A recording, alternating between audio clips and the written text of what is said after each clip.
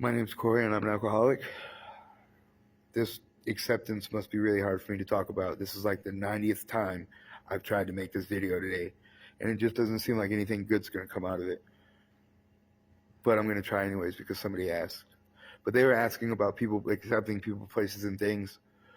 What I'm going to talk about is accepting the fact that I was an alcoholic, accepting the fact that I was homeless, and accepting the fact that I was going to die in the street. And that was my mission. See, I didn't want to live anymore, but I was also too much of a pussy to kill myself all at one time. I figured I'd do it slowly over time, and if I did that, I would be drunk when I died, so I wouldn't remember it anyways. You know, there's countless blackout days that I had. Sometimes I'd black out twice in one day. I'll wake up, go get the first alcohol at 7 in the morning, black out before noon, wake up around 5, go get a bottle, drink it, black out again. And I'm thankful for those times that, because I didn't hurt anybody, you know, physically. I was hurting my family pretty emotionally hard, I think. My mom never knew where I was at. Anyways, I talked about that yesterday. But accepting the fact that I had a problem was one of the hardest things that I ever had to do. And then asking for help, honestly, I didn't do that. Recovery was kind of just forced down my throat for the first year. And by the time I got out of this last rehab I was in and moved into sober living, I was like, you know, maybe the sobriety thing is worth a shot.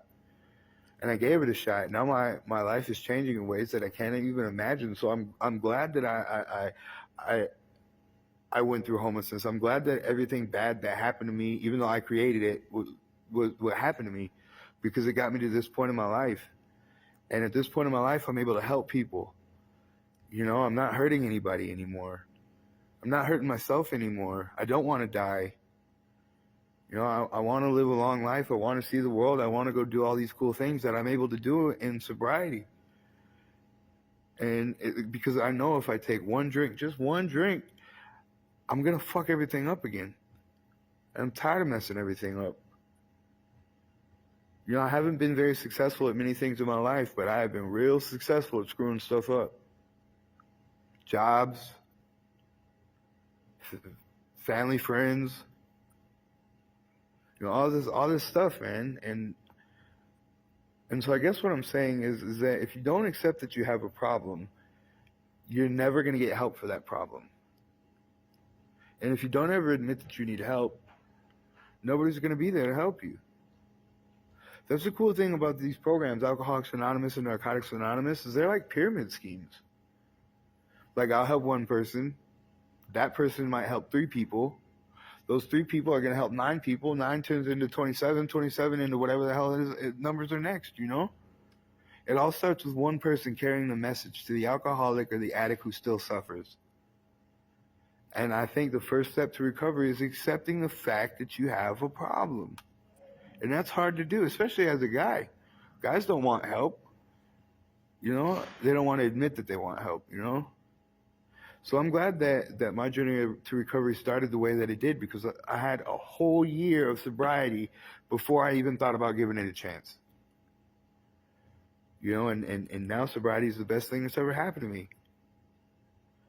The smartest choice I made was coming through those doors here at Casa Vida. It's the smartest thing I could have ever done. If not, I'd be dead. If I go back and I take some drink, if I take a drink, I'll be dead. This recovery is like, this recovery to living is like insulin to diabetes.